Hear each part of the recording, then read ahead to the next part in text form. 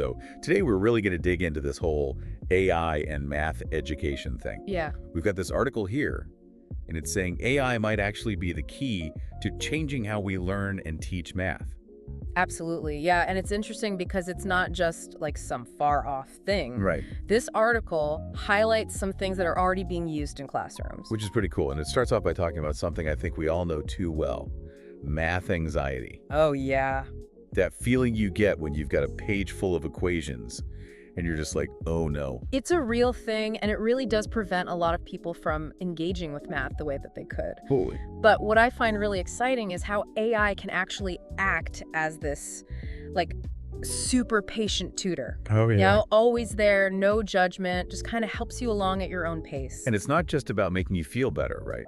Yeah, It's about helping you learn better, exactly. Yeah. which is really the goal. The article even specifically mentioned ChatGPT. And think about it, if you're struggling with some concept, you can have a conversation with this AI instead of just like being stuck with a textbook. Right, like it breaks it down in a way that might make more sense to you. Yeah, exactly. Okay, so less anxiety, more personalized help, but it gets cooler Oh, yeah. because they're saying AI can actually tailor math problems to things that you actually find interesting. No, that's what I'm talking about. Right. Get rid of those dry textbook problems. It's like, what if you could learn about fractions by, like, I don't know, figuring out how to divide a cake perfectly among your friends? There you go. See? That's way more engaging than just like, here's 14, here's 12. Exactly. And then what about those concepts that are hard to visualize? Like calculus. Oh, yeah. I remember staring at those equations just being like, what is this? Well, and that's where this AI can come in and create these visualizations. Okay. So instead of just the equations on a flat page, think like a 3D model that you can actually interact with. Oh, wow, okay.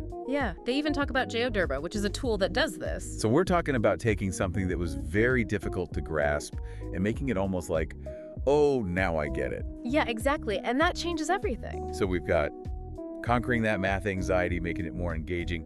But where do we even go from here? Well, the article actually highlights a few different AI tools that are already being used. Like what? Give me some examples. So things like Wolfram Alpha, Symbolab. Have you heard of those? Okay, yeah. Those sound familiar, but remind me, like, what can they actually do? Wolfram Alpha, Symbolab. Those names ring a bell, but what do they actually do? So picture this.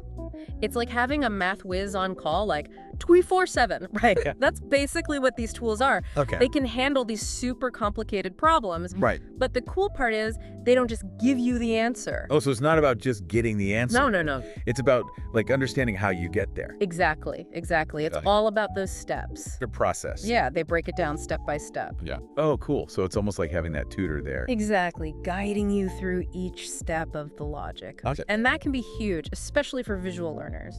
Totally. Because then you're not just memorizing a formula. You're like, oh, that's the logic behind it. Right, and that deeper understanding is what makes it stick.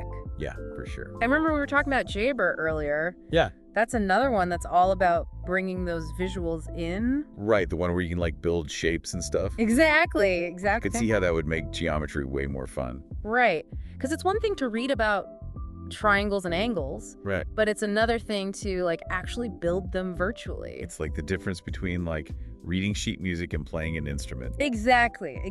You actually get to experience it. Yeah, that makes a lot of sense. Are you ready for like the most mind-blowing one though? Okay, hit me. Microsoft Math Solver. What's that one do? It can solve handwritten problems. Right, really? Yeah, That seems like magic. it's pretty close, right? So I don't have to try to type in all those crazy equations into the calculator anymore. You just write it down like you normally would, Oh, wow. and the AI just takes it from there.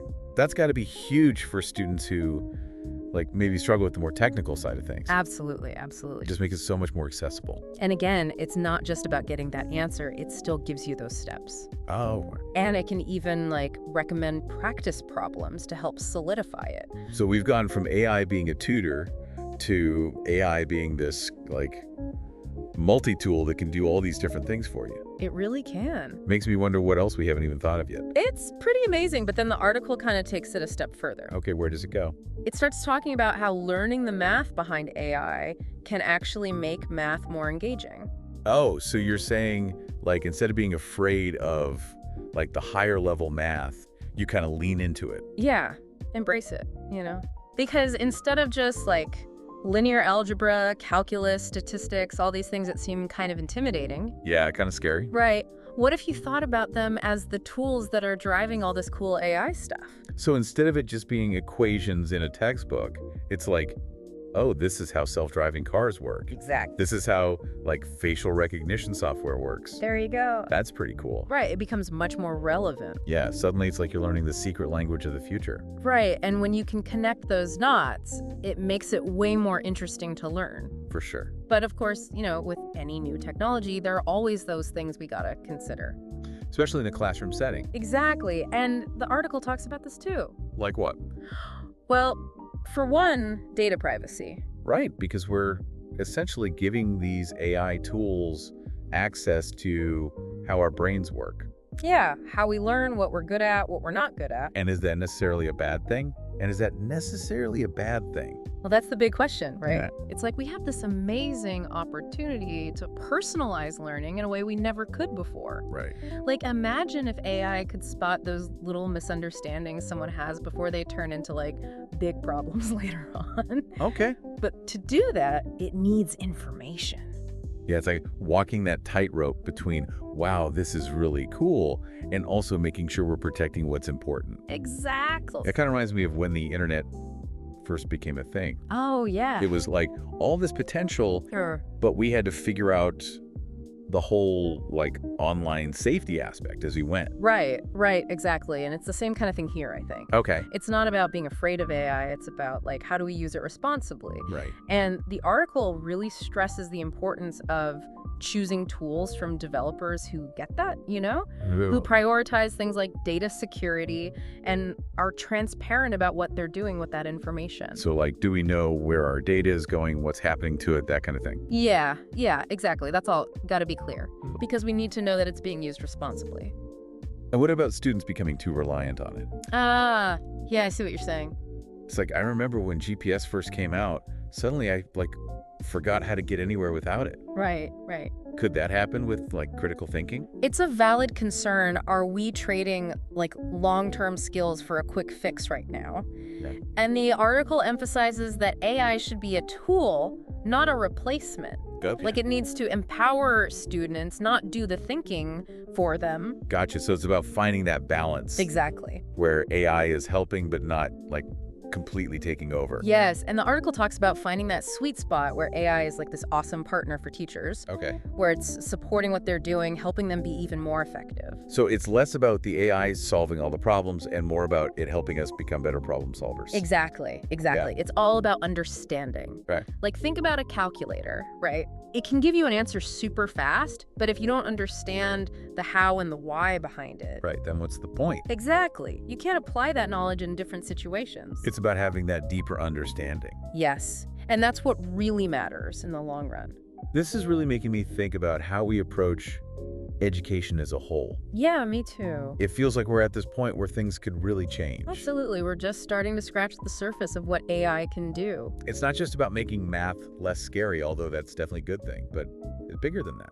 It's about, like, changing the entire experience of learning. Making it something that's tailored and engaging and honestly just, like, more effective. Yes, for Yeah. everyone involved. Well, we've covered a ton today, from personalized tutoring to those interactive visuals and even the ethics of AI in the classroom. Yeah, it's a lot to think about. It's clear that AI has the potential to really shake things up when it comes to learning and teaching math. No doubt about it. But just like with any powerful tool, it's got to be used thoughtfully and carefully. Absolutely. So if this deep dive has got those brain gears turning, keep exploring. Yeah, check out those tools we talked about, see what you think. We want to hear your thoughts, so get in touch and let us know what you discover. Until next time. Keep those minds hungry.